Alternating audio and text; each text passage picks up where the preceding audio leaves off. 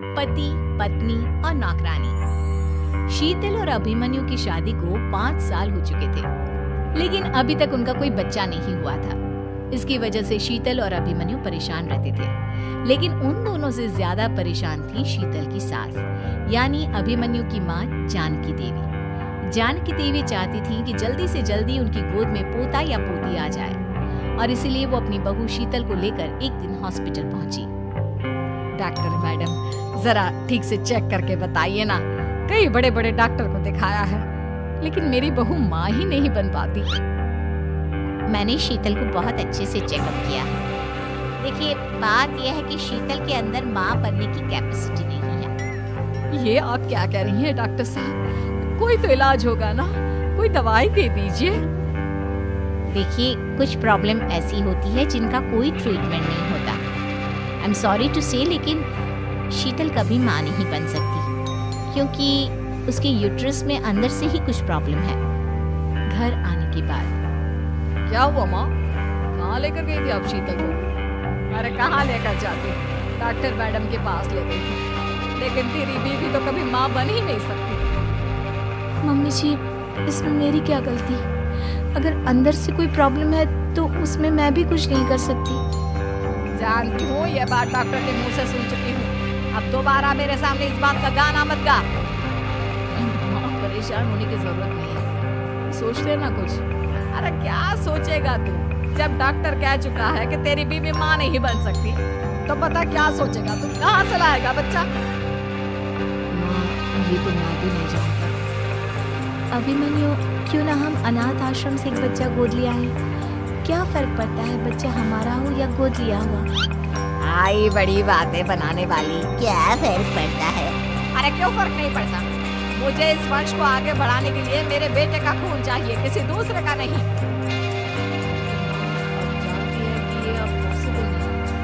मैं कुछ नहीं जानती। मैं किसी पराये की औलाद को इस घर में अपना पोता या पोती बन के बढ़ता हुआ नहीं देख सकती। मेरा वंश मेरे बेटे के खून से ही आगे बढ़ेगा। लेकिन मम्मी जी, ऐसा कैसे हो पाएगा? आप अच्छी तरह जानती हैं ना, मेरा और अभिमन्यु का बच्चा नहीं हो सकता।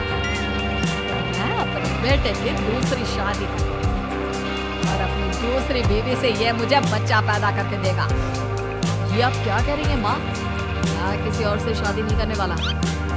मेरे रहते हुए आप अभिमन्यु की शादी किसी और से करवाएंगी मम्मी जी? आप ऐसा कैसे कर सकती हैं?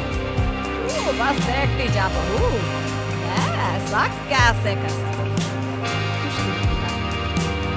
अभिमन्यु, मैंने तेरे लिए लड़की ढूंढ ली है। माँ, मैं आपको कितनी बार समझाऊं?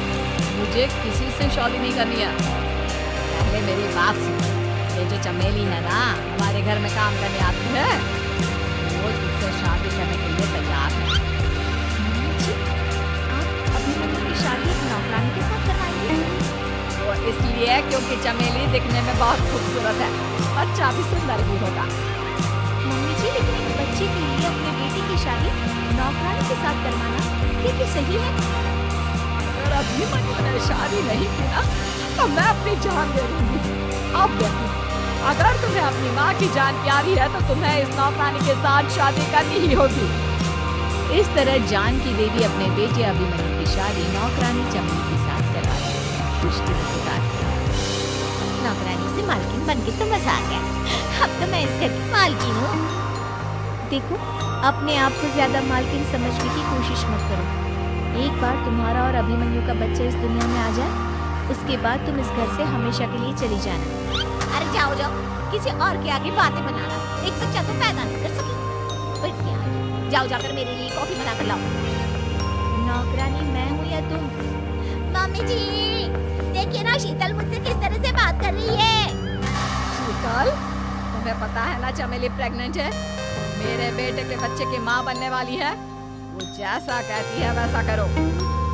लेकिन मम्मी जी, वो मुझे नौकरों की तरह ट्रीट कर रही है। अरे तो करेगी ना, वैसे भी बहू तुम हो किस काम की? एक बच्चा तो पैदा नहीं कर सकती।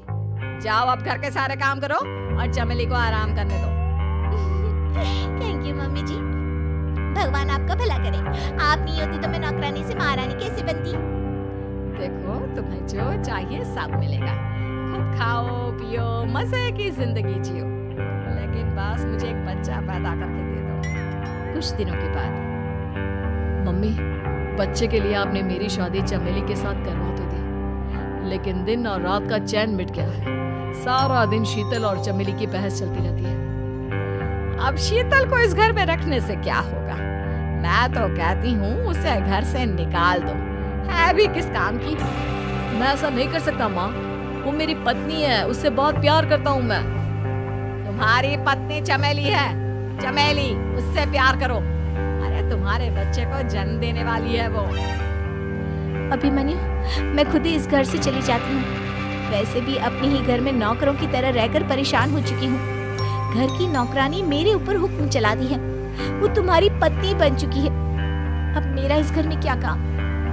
अभिमन्यु के बार बार रोकने पर भी शीतल उस घर से चली जाती है। कुछ दिनों के बाद चमेली एक बच्चे को जन्म देती है। भगवान ने मेरी सुन ली, मेरे बेटे का घर भर गया, उसका अपना बच्चा इस दुनिया में आ गया। मम्मी जी, बच्चे को हाथ लगाने से पहले मेरी एक शर्त तो सुन लो। कहना क्या चाहती हो चमेली? आपकी मम्मी को बहुत शौक था ना अपने पोते को खिलाने का। अब देखो, इस दुनिया में हर चीज की कोई ना कोई कीमत तो होती है। तुम अपनी आधी प्रॉपर्टी मेरे नाम कर दो, बच्चा तुम्हारे नाम। अरे लेकिन मैंने अपने बेटे से तुम्हारी शादी करवाई है, अब ये सौदेबाजी कहाँ से आ गई? जो औरत अपनी बहू को घर से निकाल कर एक नौकरानी के साथ अपने बेटे की शादी करवा दे, तो सौदेबाजी कर ही सकती है ना। उसका कैसे भरोसा कर सकते हैं? मुझे बस आप लोगों की प्रॉपर्टी चाहिए, उसके बाद ही बच्चे को आप हाथ लगा सकते हैं।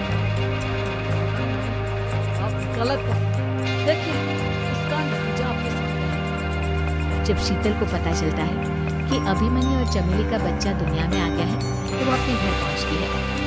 अभिमन्यु, कहाँ है आपका बच्चा? क्या मैं उसे देख सकती हूँ? कुछ भी मत पूछो शीतल, माँ की हुई एक गलती हम लोगों पर भारी पड़ रही है। वो नौकरानी अपनी औकात पर आ गई है और अब हमसे अपनी आधी प्रॉपर्टी मांग रही है, वो भी बच्चे के बदले में। एक बात कहूँ अभिमन्यु, आप उसे कुछ भी देने से मना कर दो। अरे कैसी बात कर रही हो? मेरे बेटे की औलाद है उसके पास, ऐसे कैसे मना कर दे? मम्मी जी, वो अभिमन्यु का बच्चा नहीं है, वो चमेली और उसकी बॉयफ्रेंड का बच्चा है। ये तुम क्या कह रही हो शीतल? ये देखिए दीदी, चमेली और उसका बॉयफ्रेंड आपस में बातें कर रहे हैं कि उन दोनों ने मिलकर आपको बेवकूफ बनाया है और अब इस बच्चे के बदले आपसे प्रॉपर्टी की मांग रहे हैं। हे भगवान, ये मुझसे क्या हो गया? ना तो बच्चा मिला और अपने बेटे की नौकरानी के साथ शादी करवा दी सोलह। अब क्या होगा? मुझे माफ कर दो शीतल, मेरी वजह से तुम्हें बहुत तकलीफ हुई है। अभिमन्यु, मैंने कहा ना, उस नौकरानी को उसके बच्चे से इस घर से बाहर निकाल दो। लगता है मेरे अभिमन्यु का बाप बनने का सपना अधूरा ही रह जाएगा। अभिमन्यु अपनी मम्मी से कहे कि परेशान ना हो।